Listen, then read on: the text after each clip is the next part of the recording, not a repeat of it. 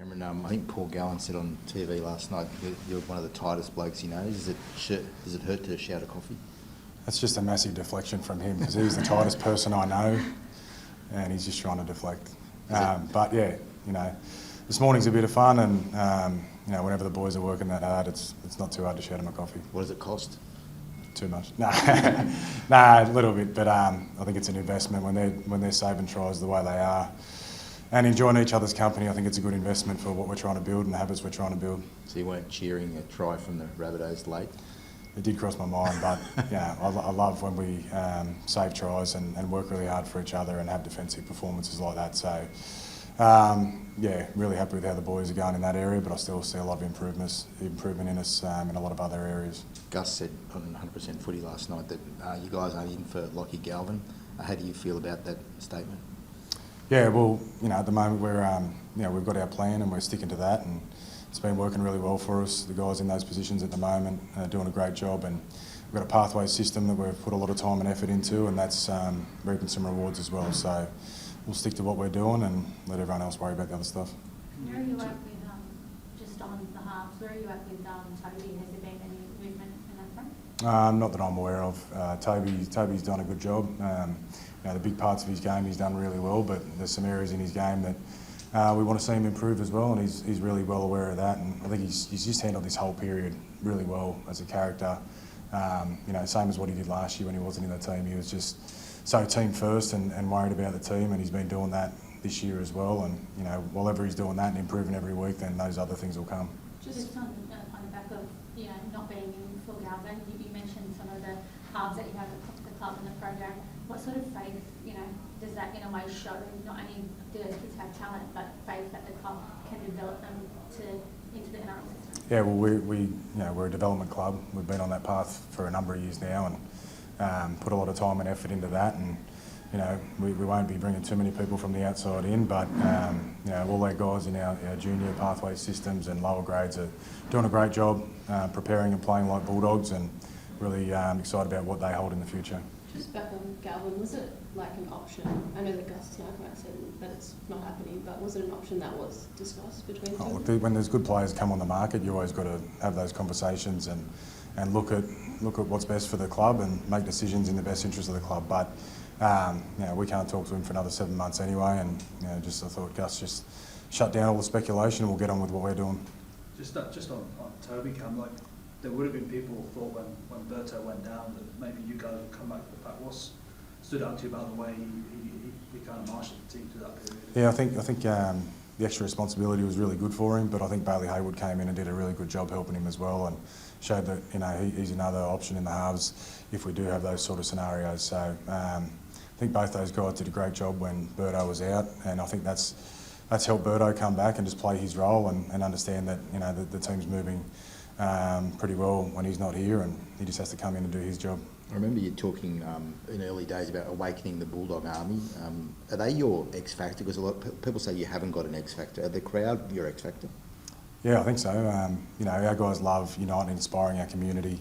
It's something deeply unique to our club. I've said it before, I think our club's probably the closest thing to English Premier League or college football in our country. So, I think we've shown over the last couple of years we're going to do things our own way at the Bulldogs, and part of that's been, walking from the Leeds Club down here on Belmore days, and on the weekend being able to have that walk over from the hotel to the ground, which we've done every week for 2.5 years. It was just on the weekend that there was a few more people at the game, and everyone sort of latched onto it. But just talking to our leadership group then, they loved it.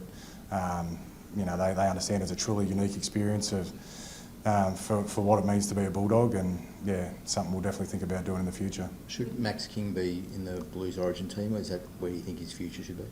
Oh, the way he's played all year, definitely needs to be in that conversation. I know he wouldn't let anyone down. He's doing the tough parts of the game really well, and he's just got an engine that's built for that type of environment. He works so hard, he doesn't have plays off, and he's increased his presence on the field this year. So, tell you what, if he's not in the conversation, there'll be some pretty good players ahead of him. What about Jacob Preston? He's another one whose name's been popped up for the Origin arena. Can you tell us why you think he fits there, and just how important he is to the Bulldogs and what you're doing at the moment? Yeah, I think Presto's taken his game to another level this year. Obviously, we've got some depth in that position, and they've pushed each other at every training session. And Presto's, his game's really come on this year. I think his third season in the NRL, and he's becoming more and more comfortable every game.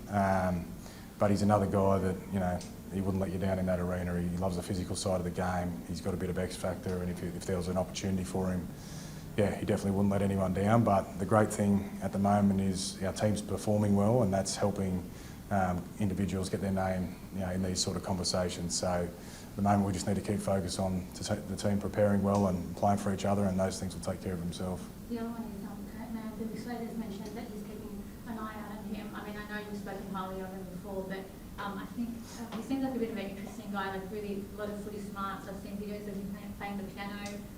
Tell us a little bit about him. Well, if they're looking for a piano player, that might be awesome for them.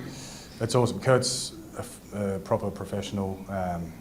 Yeah, another guy that can play multiple positions and wouldn't let anyone down. But you know, these sort of things happen when you're winning games, and that's our full focus at the moment. Last time, you know, we played Broncos in a trial, and there's plenty written after that game about how we went and people's opinions on that. So yeah, we know we need to go up there. It's going to be a big test for us, and yeah, we want to make sure we continue our good form and get better every week. Just on the Broncos, no Reece Walsh, but I think it's been confirmed that someone Cobbo is going to play at fullback. Obviously, his own sort of brings his own factor. How do you prepare for those changes?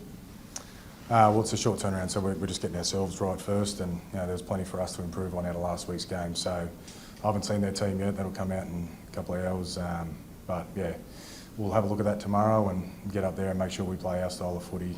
We had a really good game there last year, which we prepared for and performed really well in, and you know, there's some lessons there for us. So yeah, that's all ahead of us around what their team is. We'll just worry about ourselves at the moment. What about your team, Cam? You get Jack broken arm, so how long's that and who comes in for him? Yeah, Jack's unfortunately, yeah, no mishap with his arm, but you know, he's shown some great resolve and resilience in his couple of years here with us, and you know, we'll stick with him in that journey, and he'll come back bigger and better. Harry Hayes looks like he might be a chance to come back. We'll check that tomorrow. If not, Daniel Saluka for Feeder's done a great job in his limited appearances and done well in New South Wales Cup, so he's another option for us. Cam, you coaches are pretty weird. Do you go to bed at night dreaming of zero scorelines?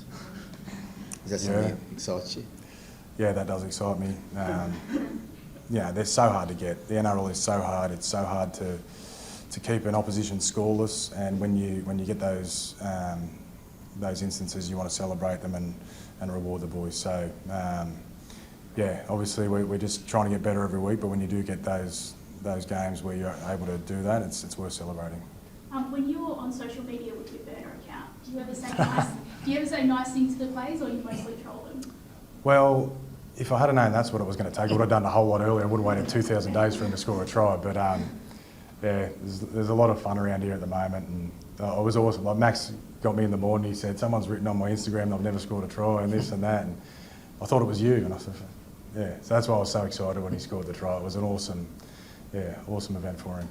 How, obviously, we had Marcel in here talking before you guys were 0-6 to start the season. Obviously, the team has been building for the last 3 years, but how astonishing is that sort of start to the season, and what kind of test, I guess, are the Broncos this week? Like you said, short turnaround, you've got an injury to the team. Is this probably the toughest game you're going to play so far? I think they're all tough games, right? It's every game you play, everyone's motivated, everyone wants to play well, they're at home.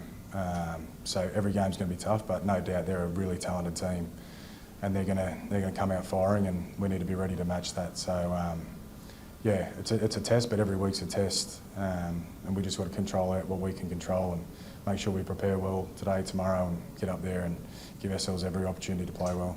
Sorry. So your pack's been really strong this year, and you come up against the likes of Payne Haas and Pat Carrigan this week. How do you stop those type of guys that have been just chewing through the competition and really strong? Yeah, those guys are elite level players. Yeah, they're just so strong. Origin test forwards, so it's not going to be an easy job. But I think our pack's shown that they play as a pack and they work hard for each other, and they've done a really good job of that over the last 12 months. So whoever's in front of us has got to play our style of footy, work together, and let the result take care of itself.